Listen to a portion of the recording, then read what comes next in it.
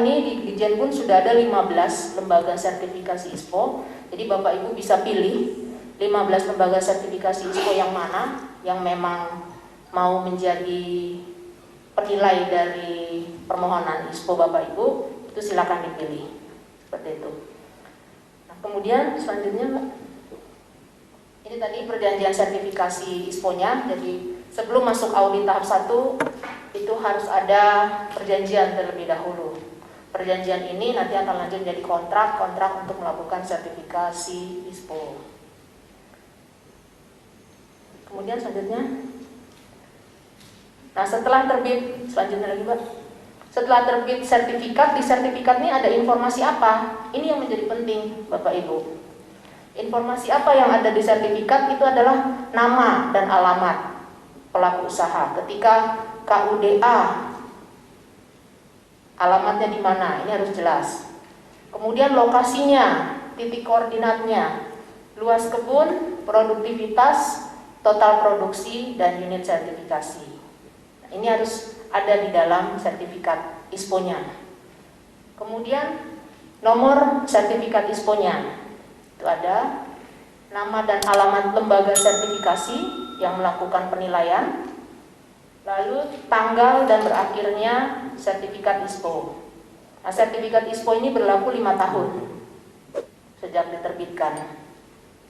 Lalu logo KAN. Kenapa logo KAN ada? Karena KAN ini adalah Komite Akreditasi Nasional, komite yang melakukan akreditasi kepada lembaga sertifikasi ISPO. Jadi 15 lembaga sertifikasi ini sudah terakreditasi di Komite Akreditasi Nasional, di Badan Standarisasi Nasional. Ini yang sah untuk menerbitkan sertifikat ISPO. Lalu untuk model rantai pasok ini untuk ke perusahaan, dia bisa milih rantai pasoknya seperti apa. Tetapi bukan berarti ketika model ini masuk di dalam sertifikat perusahaan, Bapak Ibu di pekebun tidak berkontribusi. Justru Bapak Ibu pun harus mendukung pemenuhan rantai pasok yang akan dipilih oleh perusahaan. Karena apa? TBS Bapak Ibu kan nanti akan dijual kepada mereka. Ketika TBS Bapak Ibu masuk dan sudah sertifikasi ISPO, ini akan menjadi nilai tambah ketika Bapak Ibu mengajukan kemitraan dalam penjualan TBS kepada perusahaan. Seperti itu. Kemudian logo ISPO. Logo ISPO mungkin Bapak Ibu sudah lihat ada di layar belakang kita Pak. Ini adalah logo ISPO. Logo ISPO ini baru kita launching, waktu itu Pak Menteri yang launching langsung pada Hari Perkebunan ke-63 di bulan Desember 2020. Pak Menteri dan juga Pak Dirjen Perkebunan yang langsung melaunching logo ISPO. Dan ketika Bapak Ibu sudah memiliki sertifikat ISPO, Bapak Ibu sudah bisa menggunakan logo di dokumen administrasi, kemudian di kartu nama Bapak Ibu sebagai anggota pekebun ataupun koperasi, ini sudah bisa digunakan. Jadi legal ISPO-nya itu bisa Bapak Ibu pakai untuk bisa memperkenalkan bahwa kebun yang Bapak kelola itu betul-betul sudah sesuai dengan aspek keberlanjutan. Kemudian ketika Bapak Ibu sudah mendapatkan sertifikat ISPO, apalagi ini tugasnya, kewajibannya. Bapak Ibu pekebun tetap harus mempertahankan pemenuhan prinsip kriteria ISPO-nya. Jadi kebun harus tetap terawat dengan baik. Kemudian kewajiban-kewajiban Bapak Ibu terkait dengan pengelolaan lingkungan harus dilakukan. Pemupukan pemeliharaan juga harus sesuai dengan pedoman-pedoman yang ada. Itu tetap dilakukan. Tetap rutin, tetap konsisten dilakukan. Karena apa? Di tahun berikutnya setelah sertifikat ISPO ini diperoleh, itu akan dilakukan yang namanya surveillance atau penilikan, atau dalam bahasa mudahnya dilihat lagi, ditinjau ulang lagi.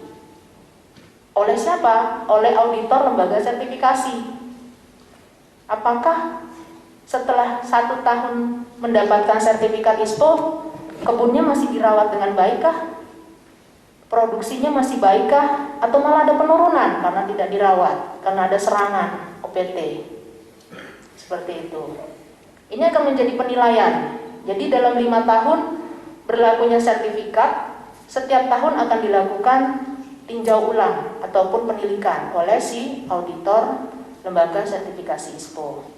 Ini dalam rangka mempertahankan konsistensi pemenuhan prinsip yang sudah dilakukan pada saat audit yang pertama. Kemudian pekebun juga melaporkan hasil sertifikasinya kepada dinas yang membidangi.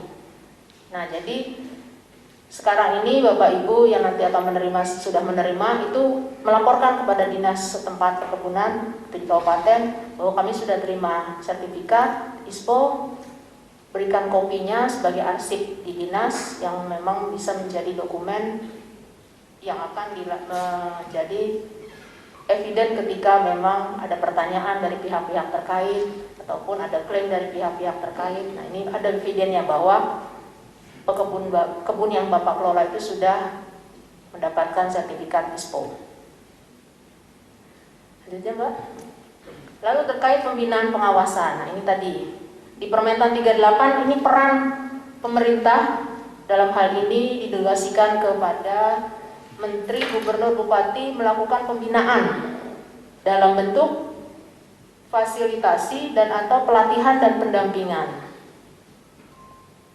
Fasilitasi yang diberikan kepada dilakukan oleh pelaku usaha, lembaga sertifikasi dan pemantau independen berupa sosialisasi. Sosialisasi itu menjadi salah satu pembinaan juga. Jadi salah satunya yang sekarang kita laksanakan ini adalah salah satu tahap, Pak, Bapak Ibu, bahwa kita lakukan sosialisasi dari pusat, dari kementerian, apa itu Permentan 38, apa itu ISPO, apa saja yang harus dipenuhi, bagaimana tahapannya. Jadi artinya ketika Bapak dengar ISPO tapi nggak tahu, berarti kan bingung juga ya bagaimana melaksanakannya. Ini kita lakukan sosialisasi. Kemudian terkait dengan fasilitasi pendataan pelaku usaha. Nah, seperti yang tadi disampaikan Bu Abar, sejak 2020 pusat juga sudah membantu mendukung di dalam pendataan melalui STDB. Di tahun 2021 juga dilakukan hal yang sama dan seterusnya sampai tahun-tahun berikutnya, di mana nanti program pemerintah seluruh pekebun ini sudah memiliki STDB sebagai database usaha perkebunan. Kemudian akses bantuan dan pemodalan untuk pekebun. Nah, ini juga ada salah satu aksi yang dilakukan pemerintah bagaimana untuk membantu pekebun, di mana nanti di Direktorat Jenderal Perkebunan ini ada salah satu kegiatan yang sumber dananya memang berasal dari PDPKS, itu terkait dengan sarana prasarana. Ini sudah juga metodenya sepertinya sama dengan PSR nantinya. Di dalam sarana prasarana ini nanti bisa untuk akses benih, kemudian pupuk, kemudian juga sampai sertifikasi ISPO juga nanti ada salah satu bagian-bagian yang akan didukung oleh pemerintah. Pendataan usaha, pelaku usaha dilaksanakan paling kurang 1 tahun sekali. Artinya pendataan ya, pendataan mendata. Jadi mungkin Pak, ketika kebun ini tidak di luar kawasan, artinya di dalam kawasan, tetap harus dilakukan data. Artinya data ini pun nantinya akan digunakan oleh Kementerian LHK untuk mengidentifikasi, kemudian menginventarisasi bagaimana solusinya. Artinya semua pekebun dimanapun lokasinya itu harus didata, sehingga ketika ada kendala bisa dicarikan solusinya. Kemudian pelatihan pendampingan untuk pemenuhan prinsip kriteria ISPO. Ini juga salah satu fasilitasi atau pembinaan yang dilakukan oleh pemerintah yang menjadi bagian dalam Permentan ini. Pelatihan pendampingan ini dapat melibatkan perusahaan perkebunan, kemudian lembaga pelatihan, lembaga konsultan, dan masyarakat. Jadi ketika pekebun mungkin membutuhkan pelatihan pendampingan, bagaimana sih menerapkan ISPO, apa saja yang harus diperlukan, bagaimana cara-cara menyusun dokumen SOP, kemudian bagaimana cara membuat catatan terhadap kegiatan-kegiatan yang dilakukan. Ini perusahaan mitra ini bisa melakukan pendampingan, bisa melakukan pelatihan kepada koperasi ataupun kelompok. Ataupun untuk yang lebih detail lagi, ketika ICS saya mau ingin lebih lagi memahami bagaimana membaca prinsip kriteria ISPO, bagaimana memahaminya. Ini bisa melalui pelatihan yang diselenggarakan oleh lembaga pelatihan ISPO. Bisa dilakukan training of training mungkin, ataupun nanti in-house training, itu bisa dilakukan. Nah, ini lembaga pelatihan di kita sudah ada 6 yang didaftar atau terdaftar di Dijenbun. Itu ada 6 lembaga pelatihan. Itu ada LPP Jogja, kemudian ada Forest Citra atau Mutu Institute, kemudian ada Kompasia Enviro, ini yang ada di Sumatera Utara. Kalau LPP tadi di Jogja, Mutu Institute ini ada di Depok, kemudian Agrotenera di Jakarta, kemudian Satya Sinergi juga ada di Bogor, dan yang keenam Sumber Daya Indonesia Berjaya ini ada di Jakarta. Mungkin nanti akan ada tambah lagi beberapa lembaga pelatihan yang akan mendukung bagaimana penyampaian pemahaman terkait dengan prinsip kriteria ISPO. Selanjutnya terkait dengan Medan ada Kompasia Enviro Institute. Jadi pelatihan kalau untuk pekebun bisa dilakukan seperti yang tadi sampaikan, bisa dengan in-house training, artinya ketika ketika di Pelalawan mau diadakan pelatihan, mungkin bisa mendatangkan lembaga pelatihannya Bu ke Pelalawan. Artinya tidak perlu Bapak Ibu yang datang ke tempat mereka, dilakukan di sini pelatihan mungkin sekitar 4 hari betul-betul intensif bagaimana memahami prinsip kriteria, itu bisa dilakukan. Nah, setelah pelatihan, pendampingan, pemahaman, pelaksanaan, peran pemerintah juga tetap melakukan pengawasan, yaitu pelaksanaan terhadap sertifikasi ISPO. Jadi Menteri, Gubernur, Bupati, Wali Kota kemudian bisa mendelegasikannya kepada dinas yang membidangi perkebunan, provinsi, kabupaten. Ini tetap melakukan pengawasan apakah pelaksanaan sertifikasi ISPO ini berjalan sesuai dengan prinsip kriterianya. Khususnya mungkin apakah legalitas atau persyaratan-persyaratannya sudah terpenuhi. Ini tetap dilakukan. Kemudian juga kepada pemegang sertifikat ISPO. Artinya yang sudah punya sertifikat juga dilakukan pengawasan oleh dinas yang membidangi perkebunan, provinsi, kabupaten sebagai perpanjangan tangan dari Menteri, Gubernur, Bupati atau Wali Kota. Selanjutnya Mbak. Nah, ini terkait dengan biaya. Salah satu aspek yang masuk di dalam Permenan 38, biaya sertifikasi ISPO dan fasilitasi pendanaan. Ketika untuk perusahaan, biayanya memang menjadi tanggung jawab perusahaan. Nah, ketika untuk pekebun, ini mendapat bantuan biaya sertifikasi ISPO.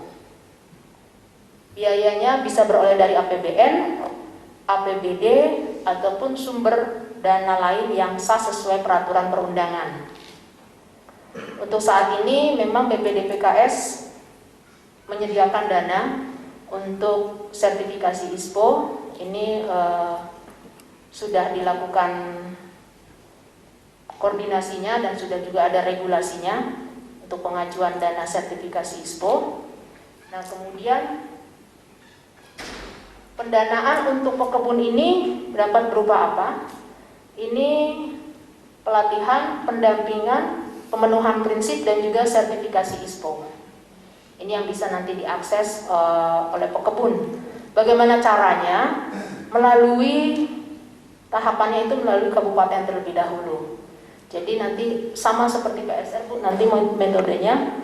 Jadi pekebun itu mengajukan kepada kabupaten ataupun sama-sama kabupaten yang menjemput bola melihat koperasi atau kelompok mana yang kira-kira sudah siap untuk dilakukan sertifikasi ISPO, lalu kabupaten menyampaikan usulan tersebut ke provinsi, diverifikasi lagi oleh provinsi, oh sudah sesuai, sudah bisa untuk dilakukan sertifikasi ISPO, kemudian Provinsi mengusulkan kepada Direktorat Jenderal Perkebunan, dilakukan verifikasi di Direktorat Jenderal Perkebunan, untuk selanjutnya diusulkan kepada BPKS untuk perolehan dananya. Nah, dana atau bantuannya ini hanya untuk sertifikasi awal. Jadi untuk mendapatkan sertifikat pertama. Seperti itu.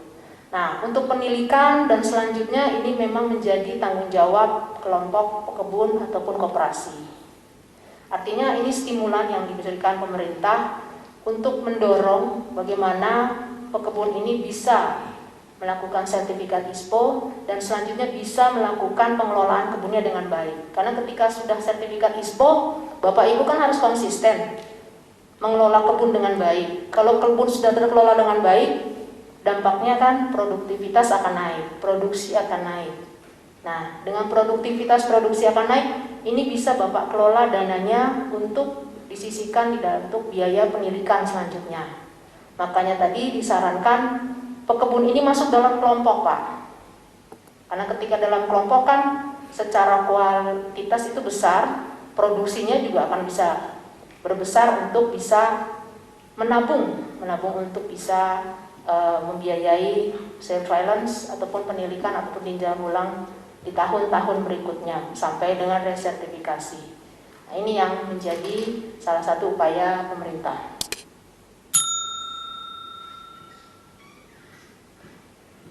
Nah, ini penjelasan yang lebih lanjut terkait dengan pelatihan pendampingan.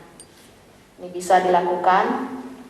Kemudian pendampingan juga dilaksanakan oleh dinas. Jadi dinas pun tetap sebaiknya memang memahami apa itu prinsip kriteria ISPO yang bertujuan untuk mendampingi pekebun, mendampingi kelompok di dalam pelaksanaan atau pemenuhan prinsip kriteria ISPO-nya sebagai lembaga yang bisa dijadikan sarana konsultasi komunikasi ketika mengalami kendala terhadap pemenuhan prinsip kriteria ISPO.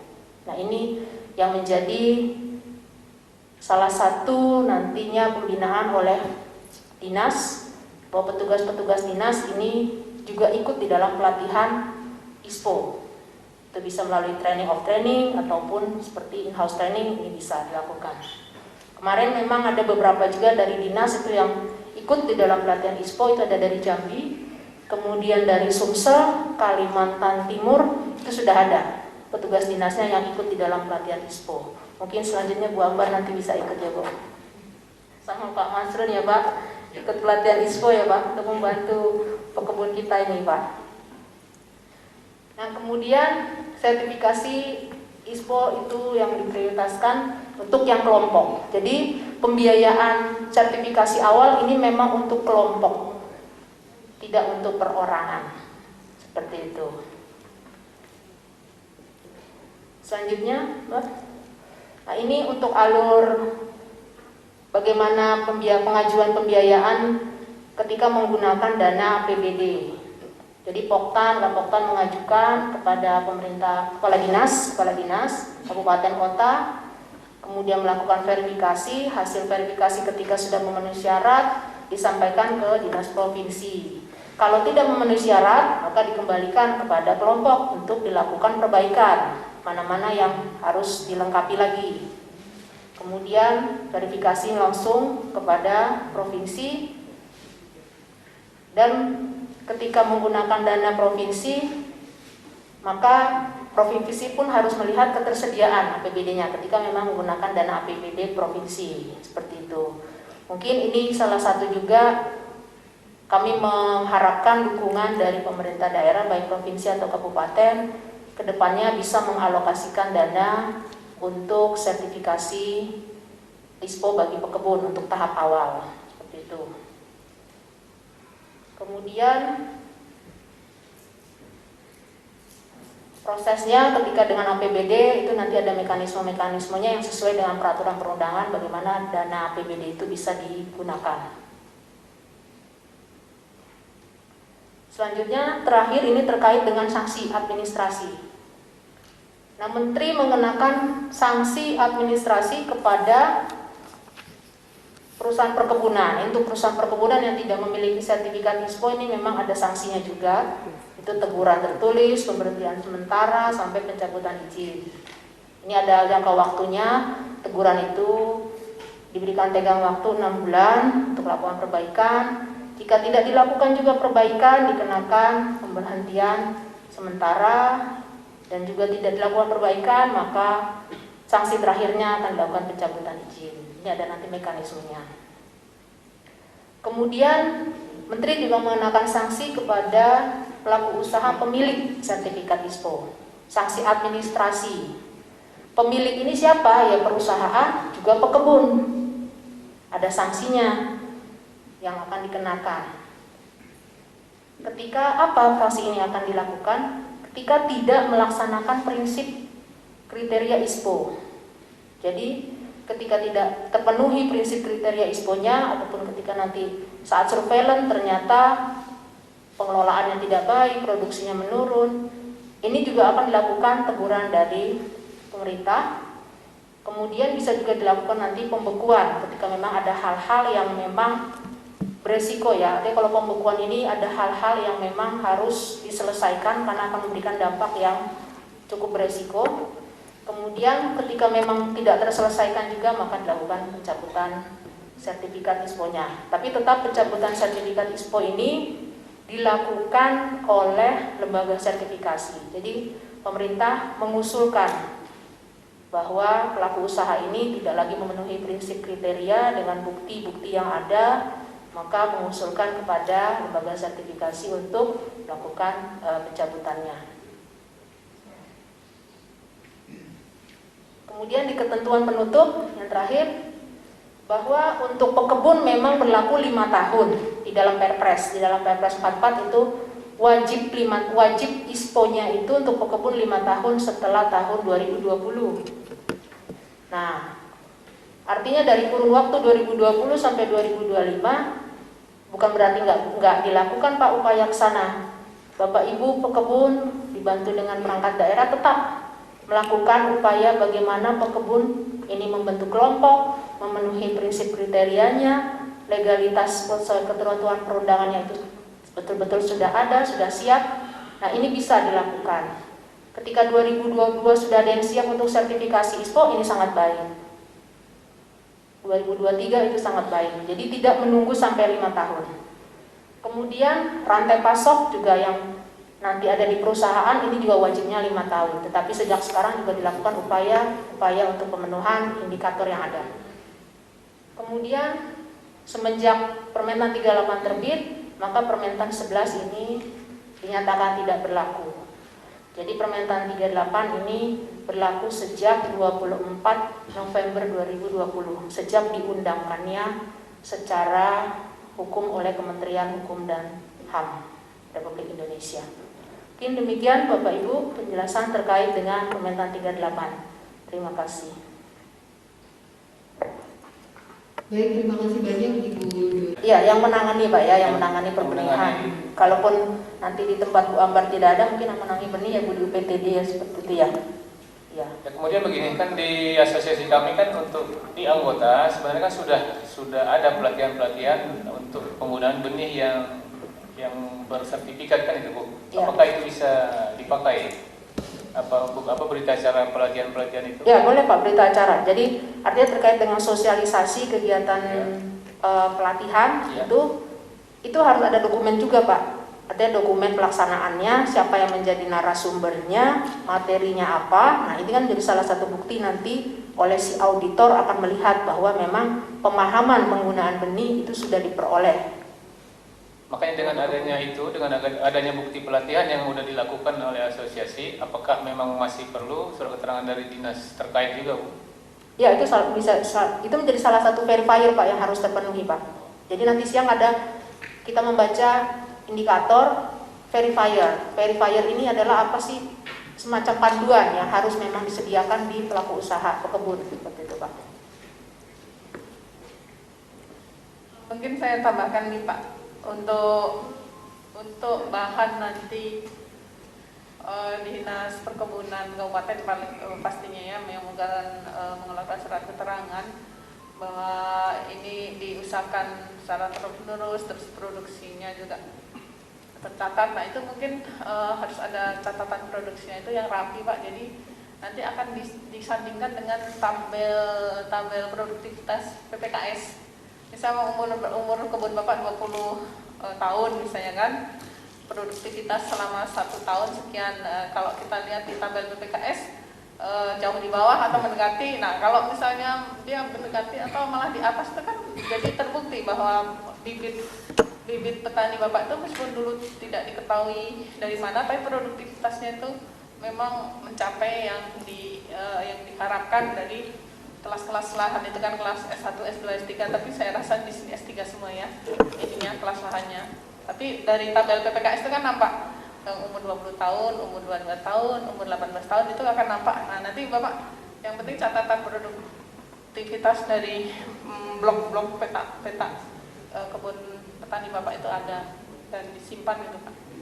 Sehingga petugas kabupaten itu akan yakin dengan surat pernyataan yang akan dibuat nanti keterangan. Kalau tidak ada data kan mereka juga ini Pak ragu akan mengeluarkan. Demikian Pak. Baik, bagaimana dengan Pak Suhaimi? Sudah terjawabkah pertanyaannya? Baik, sudah Bu. Baik, jadi untuk prinsip dan kriteria ISPO-nya nanti memang akan dibahas lebih dalam Pak di sesi kedua setelah ini, jadi nanti mungkin bisa ditanyakan. Assalamualaikum warahmatullahi wabarakatuh. Yang saya hormati Bu Doris dari Dirjen Kementerian Pusat, yang saya hormati Bu Ambar dari Provinsi, dan Pak Manjur dari Kabupaten, yang saya hormati Pak Eko dari WA, dan Pak Budi. Ini memperkenalkan nama saya, itu saya Pak Joko Prasetyo, itu Group Manager di Asosiasi Pelawan Siap. Jadi ini memang hal yang begini yang ingin saya apakan Bu, ini yang saya apresiasikan, karena ini yang saya inginkan, karena kita ini petani swadaya Bu, kejadian di lapangan sama yang kita dapat jauh beda Bu. Memang ini saya cerita sedikit mengenai asosiasi. Memang asosiasi kita ini berdiri di tahun 2019 Bu. Itu sebenarnya kami ini berkumpul banyak nih sebenarnya Bu, ada 2.000 atau 3.000-an petani. Tetapi karena kita sifatnya sukarela, jadi karena arahnya kita ini ke depannya kan legalitasnya Bu. Jadi umumnya petani kita ini kalau di petani swadaya ini kalau ditanyakan mengenai fotokopi surat tanah, nah, mereka udah apresiasi ke macam-macam Bu, ke pajak lah, ke beginilah kan gitu. Memang itu suatu tantangan buat kita karena pemahaman mereka sampai di situ. Itu kendala kita. Jadi tersaringlah dari 2000 itu kita dapat anggota sekitar 367 Bu, yang sifatnya sukarela. Itu juga kita saring juga legalitas lahannya Bu. Masalah legalitas lahan ini memang karena ini permasalahan di petani kita, memang kalau legalitas memang yang disampaikan sekretaris tadi Pak Suhaimi tadi, masalah dengan sepadan, masalah dengan apa, itu memang jadi problema tersendiri. Tetapi kebetulan di asosiasi kita sudah masuk RSPO Bu, jadi aturan main, prinsip kriteria itu kita sudah sosialisasikan pada teman-teman.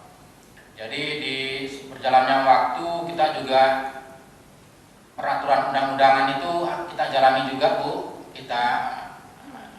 Ini juga kita masukkan juga tentang pengurusan STDB, pengurusan SPPL. Jadi semenjak saya ikut, saya jadi petani murni Bu ya, sejak saya ikut jadi asosiasi ini, jadi lebih tahu Bu, lebih paham. Jadi apa yang harus kita lakukan, aturan main apa yang harus kita kerjakan.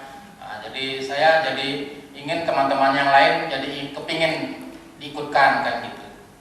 Memang ini suatu kerja berat juga buat kita karena pemahaman teman-teman lebih banyak ke masalah di lapangan Bu.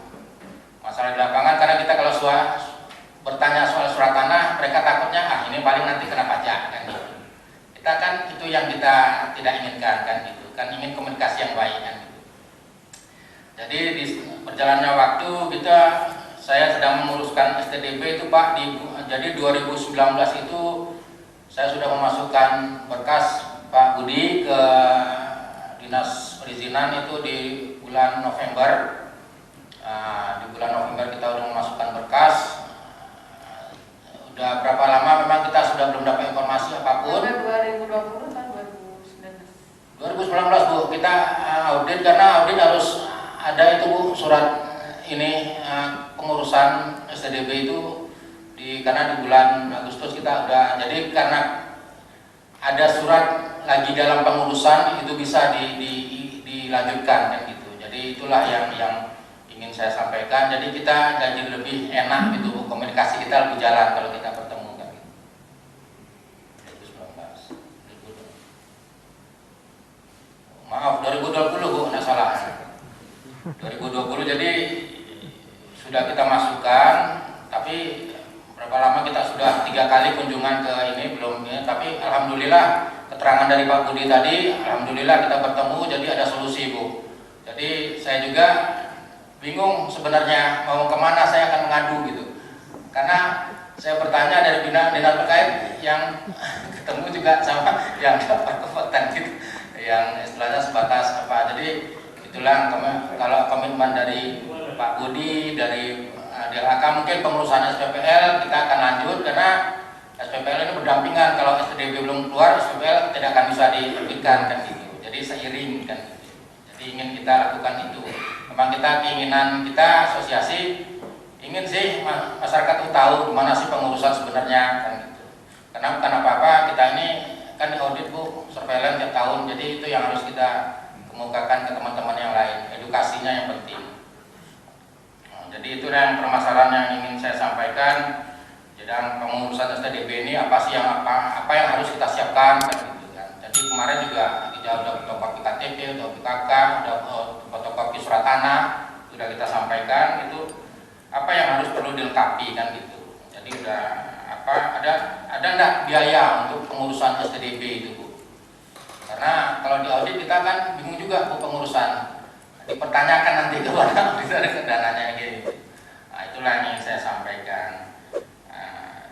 Untuk mengenai legalitas itu saya sudah disampaikan dengan Pak Suemi, kendala di lapangan itu sih Bu yang jadi kendala kita.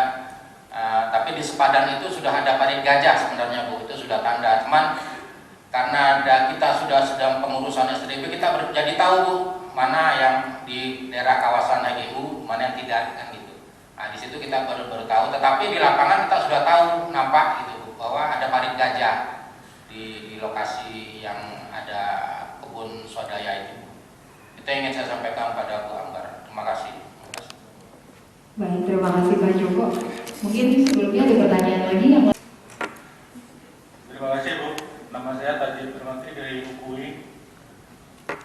Tema workshop hari ini adalah tantangan dalam rangka implementasi ISPO. Saya pikir tantangan ISPO itu banyak, bukan hanya legalitas, tapi diantaranya mungkin kelembagaan, pendampingan, biaya, dan seterusnya. Kalau dalam hal legalitas ya, saya pikir yang masuk dalam kriteria tantangan mungkin hanya beberapa yang mungkin kalau kita presentasikan mungkin di bawah 10% misalnya petani yang masuk dalam kawasan HGU, terus dan lain sebagainya. Cuman yang lebih banyak, saya pikir tantangan legalitas ini dari segi biaya Bu.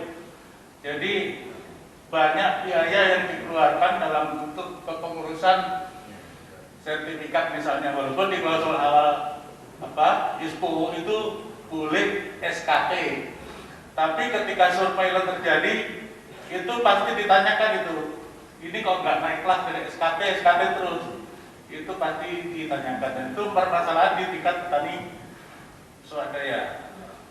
Yang selanjutnya mengenai biaya itu saya pikir tidak murah ya untuk asesmen ISPO ini, mungkin ratusan juta ya. Untuk petani swadaya kan keberatan juga. Sementara petani swadaya itu belum melihat benefit apa yang didapat ketika dia melaksanakan sertifikasi ISPO itu. Keuntungan apa misalnya kan itu. Saya udah berjuang bahasa-bahasa ternyata setelah dapat ISPO ya gini-gini juga kan itu. Belum lagi misalnya ada kewajiban kita dalam surveillance untuk di tahun berikutnya. Kalau mengenai biaya asesmen awal saya pikir nggak masalah karena ada bantuan dari APBN dan sebagainya. Pertanyaan saya, biaya surveillance ini bisa nggak misalnya dibantu dari dinas atau pemerintah provinsi, kabupaten dan sebagainya? Mungkin itu aja Pak, terima kasih. Baik, terima kasih banyak Pak Tajib atas pertanyaannya. Satu pertanyaan lagi Bapak Ibu, saya berikan kesempatan. Ada yang ingin bertanya? Terima kasih atas waktu yang telah diberikan. Assalamualaikum warahmatullahi wabarakatuh. Saya mewakili dari desa sebelah. Saya dari kaum desa Lang Makmur. Kebetulan ini dari desa Harapan Jaya tidak hadir. Jadi saya ingin menyampaikan sesuatu hal dari beliau tadi, bahwa di desa Harapan Jaya ini itu kebunnya ada sebagian kebun plasma yang termasuk masih dalam kawasan hutan.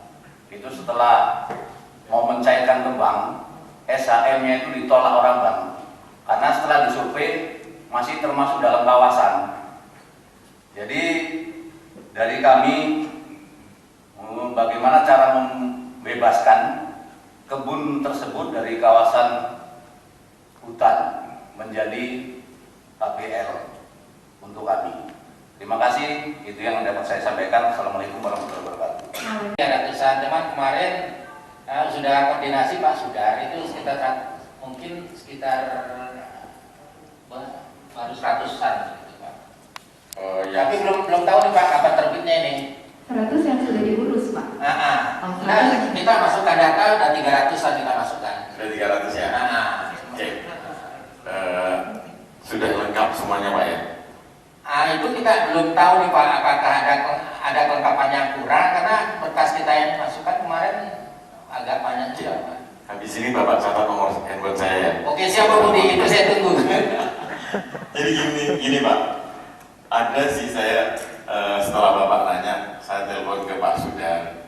Jadi waktu itu ada rencana yang 150 itu mau dimasukkan ke yang dari provinsi. Memang waktu itu kami nggak punya dana Pak, terus terang. Tapi nggak apa-apa, kalau bisa yang 300 ini saya terbitkan aja. Soal nanti provinsi kami tinggal koordinasi sama Pak Masrun aja meng-SPC-kannya. Tahun ini 400. Tahun ini 400 ya Bu ya. Intinya nggak masalah Pak. Saya sudah. Habis ini saya minta nomor Bapak bertanyanya ke saya aja, nggak usah ke yang lain. Oke, siap. Oke.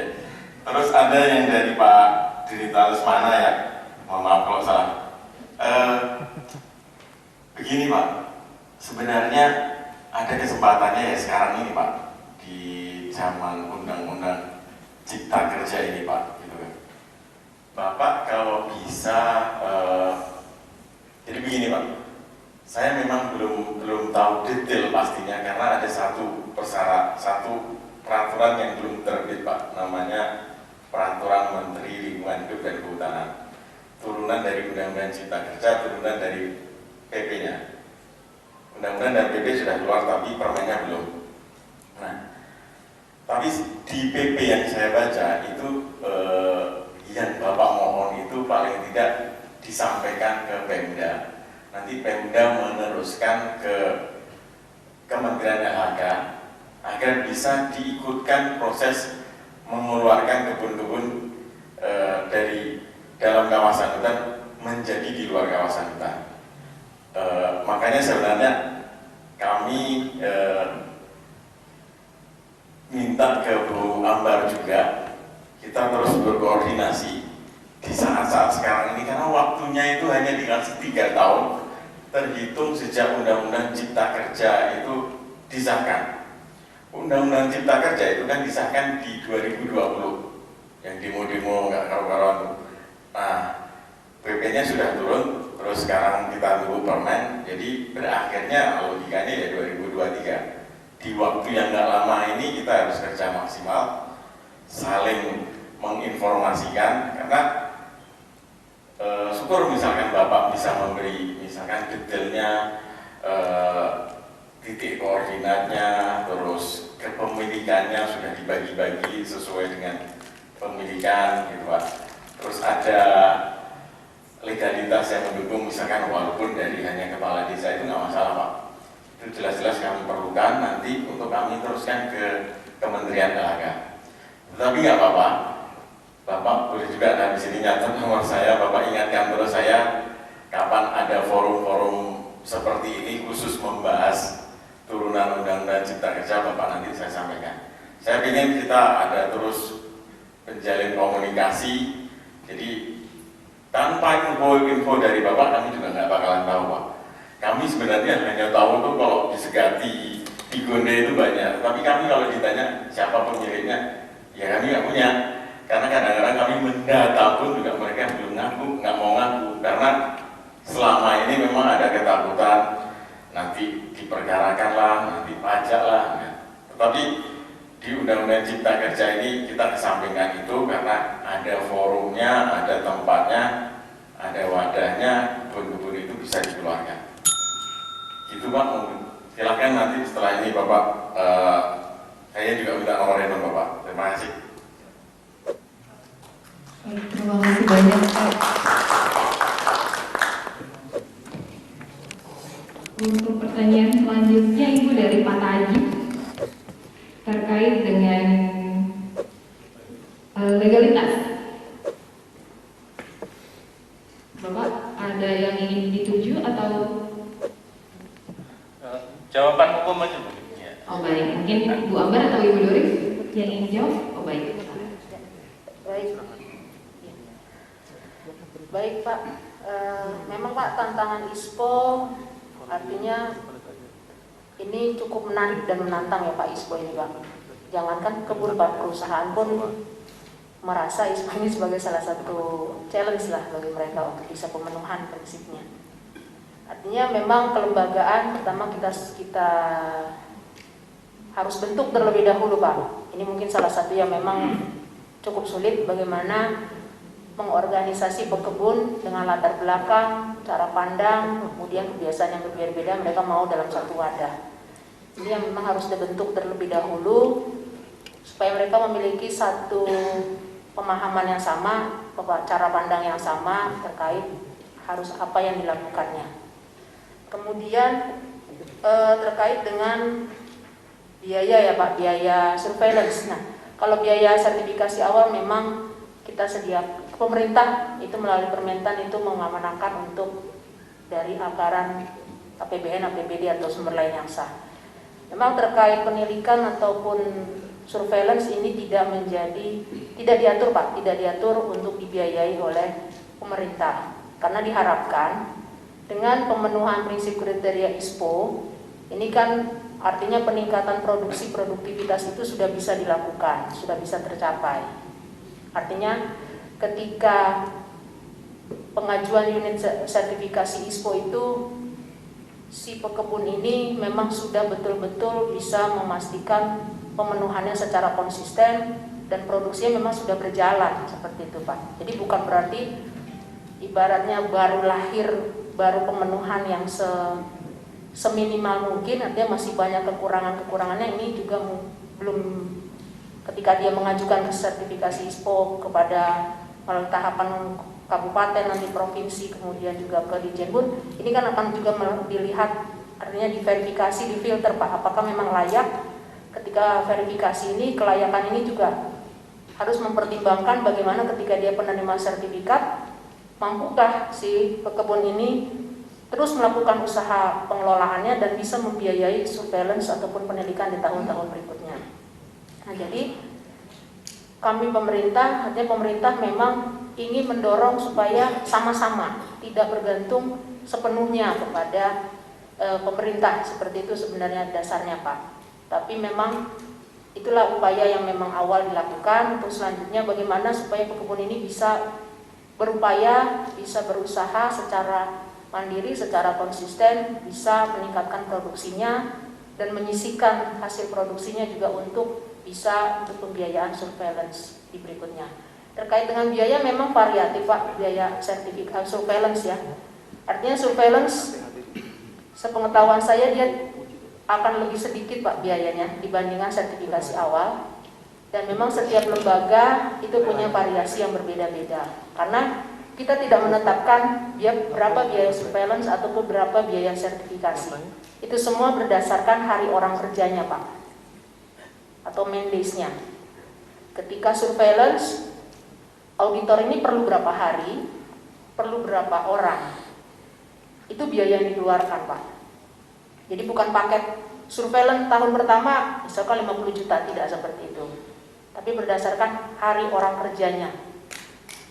Ini dia ketika si lembaga sertifikasi itu akan menetapkan harga kontrak dengan Bapak gitu, dia akan mempertimbangkan pertama luasan, lokasi, topografi kebunnya, seperti itu. Kemudian jarak dari bandara ke lokasi kabupaten, kemudian dari kabupaten masuk ke kebun, itu semua akan menjadi perhitungan mereka Pak. Seperti itu Pak untuk biayanya. Terkait dengan benefit, artinya kalau kita bicara benefit, mungkin kita tidak bisa langsung melihat dari sisi ekonomi yang memang terlihat nyata di depan ya Pak. Artinya cash and carry seperti itu. Kita tidak bisa melihat ketika saya sudah ini, saya harusnya dapatnya 2 kali lipat harganya atau ada insentif harganya seperti itu. Nah, ISPO ini filosofi dasarnya adalah bagaimana pekebun pun mampu memiliki usaha perkebunan yang baik, mampu memproduksi TBS yang memang kualitasnya bisa memenuhi standar yang PPKS, minimal standar PPKS yang sudah tetapkan, dan bisa diterima di perusahaan mitra, yaitu unit pengolahan hasil atau pabrik kelapa sawit. Karena terkait dengan harga pembelian TBS ini, kita kan sudah ada regulasi Permentan 1 2018 tentang harga TBS. Nah, harga TBS ini kan referensinya dari rendemen Pak, rendemen CPO-nya, rendemen PKO-nya berdasarkan tahun tanam. Nah, ketika Bapak, Ibu ataupun pekebun melakukan usaha budidayanya itu sudah maksimal, semua sudah dipenuhi, dampaknya kan produksinya ini akan naik, rendemennya akan naik, sesuai dengan umur tanam yang memang sudah ditetapkan. Ini yang akan menjadi nilai lebih ketika Bapak menjual ke perusahaan mitra. Harganya ya sesuai harga penetapan tim penetapan TBS, seperti itu. Ketika tidak ya perusahaan nanti kan akan melakukan konversi terkait dengan harga sesuai dengan rendemen yang ada di TBS yang Bapak Ibu jual kepada perusahaan. Nah, untuk kedepannya apakah akan ada insentif harga? Semoga Pak, artinya kita perlahan-lahan, karena ISPO ini kan regulasi ya Pak, berbeda dengan RSPO yang memang dia sertifikasi berdasarkan permintaan pembeli, permintaan konsumen, private sertifikasi. Kalau kita kan memang regulasi yang memang harus dipenuhi oleh pelaku usaha. Ini sedikit berbeda Pak, terkait dengan ruang lingkupnya, seperti itu Pak. Mungkin itu Pak yang bisa kami sampaikan. Baik, Pak Najib, bagaimana dengan jawabannya? Sudah oke? Baik Bapak Ibu, sebelum kita beri istirahat salat dan makan, kalau ada pertanyaan terakhir saya masih kasih kesempatan. Selain Mas Suhaimi, masih ada yang mau bertanya atau tidak? Oh baik, Mas Suhaimi mohon maaf Bapak, kami berikan kesempatan. Najib sangat bagus sekali mengenai legalitas kepemilikan kebun tadi, karena inilah yang menjadi faktor utama. Jadi beliau bilang waktu sertifikasi awal oleh SKT, ketika surveillance ditanyakan kenapa nggak naik kelas gitu, apakah boleh selamanya non SAM, itu aja maksud saya. Terima kasih. Baik Bapak, mohon maaf, boleh kami tahu dari siapa namanya Pak? Saya satu-satunya yang beda, saya dari Sen Agri, karena diajak Mas Haji tadi. Oh iya, oh Pak, biar kami kenal yang lain Pak. Rafmen. Oh baik Pak, boleh langsung. Baik, terima kasih Pak Rafen, tadi agak ketinggalan ya Pak Haji pertanyaannya. Ya Pak, jadi memang kita tidak pungkiri Pak ya, legalitas atau hak atas tanah yang dimiliki pekebun ini beragam versinya.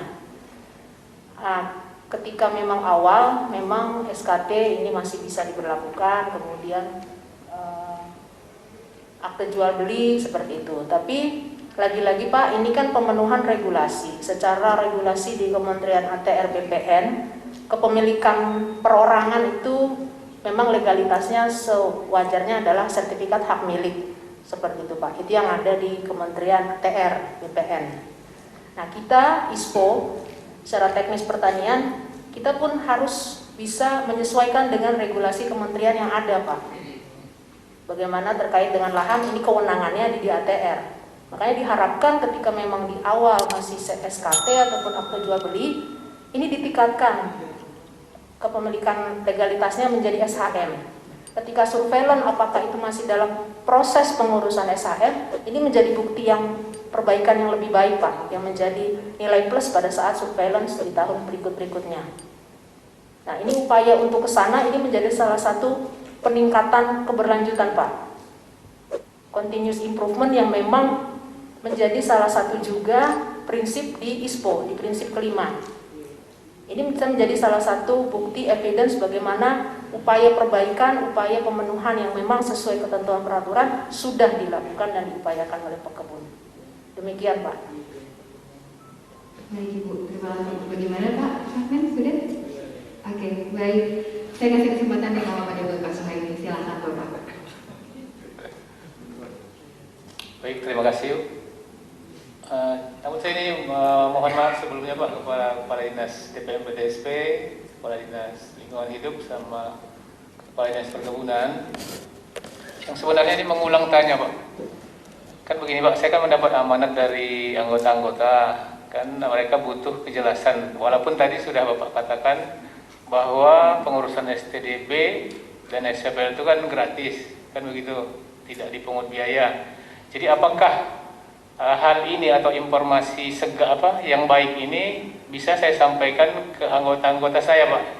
Karena kan begini, begitu saya sampaikan nanti, tahu-tahu dalam perjalanannya, dalam pengurusan, ya kita menghindari hal-hal yang pahit lah kan itu, tahu-tahu ada biaya kan begitu. Jadi saya kan akan dikatakan pembohong oleh anggota saya Pak. Gitu Pak, gimana Pak? Baik, terima kasih Pak. Baik, terima kasih. Izin, mungkin saya juga minta maaf dalam kesempatan ini ya Pak ya. Seperti saya terangkan tadi, kebetulan pula Pak, mulai tahun ini kami dapat anggaran lumayan besar Pak menurut saya, karena hampir 600 juta kami dikasih. Tapi ada untuk survei, karena dinas perizinan ada beberapa izin juga, tetapi saya bilang ini sebagian besar memang hanya untuk STDB, mungkin lebih dari setengahnya lah ini harus untuk STDB. Di tahun-tahun yang lalu kami memang nggak punya dana. Mungkin Pak ada lah perkataan kami yang agak menyimpang dari keterangan saya. Saya dalam kesempatan ini saya minta maaf. Tetapi kalau di tahun ini saya juga sudah ngomong ke anggota saya, kalau kalian masih juga minta, saya juga nggak tahu harus ngomong gimana lagi, kan? Ambil aja lah uang 600 juta, ini tergantung kelola.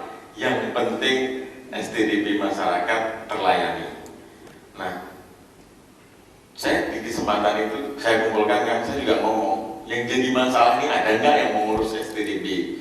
Kalau sampai nggak ada, kalian harus datangi satu-satu desa itu, di mana yang mau diterbitkan STDB. Seperti PTSL, saya bilang gitu kan.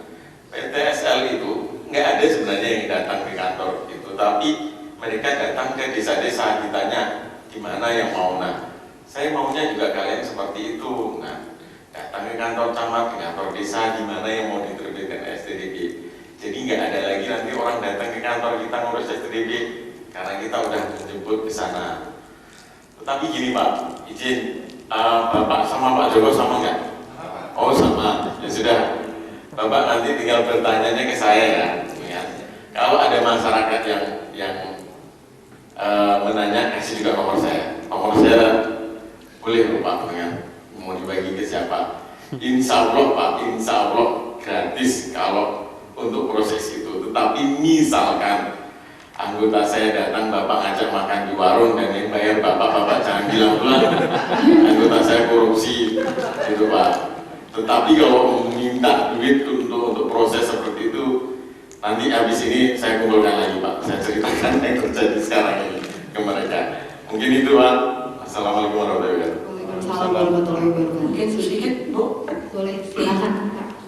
saya sampaikan sebelumnya bahwa untuk pengurusan SPPL ini kita mengacu kepada STDB yang Bapak punya Pak.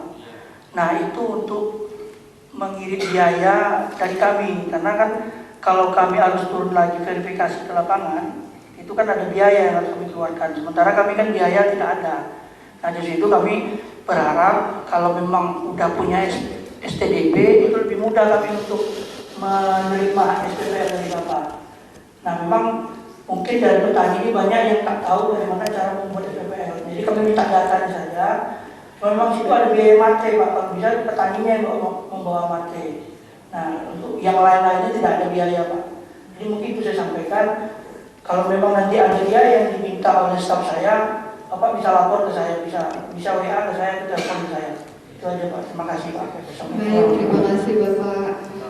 Nanti kalau mau minta nomornya Pak Eko bisa hubungi kami Pak. Kami bisa bantu kasih. Baik, ada pertanyaan lagi mungkin terkait dengan sesi pertama kali ini, Bapak Ibu? Sudah cukup? Baik. Terima kasih banyak kepada Ibu Doris, Ibu Amber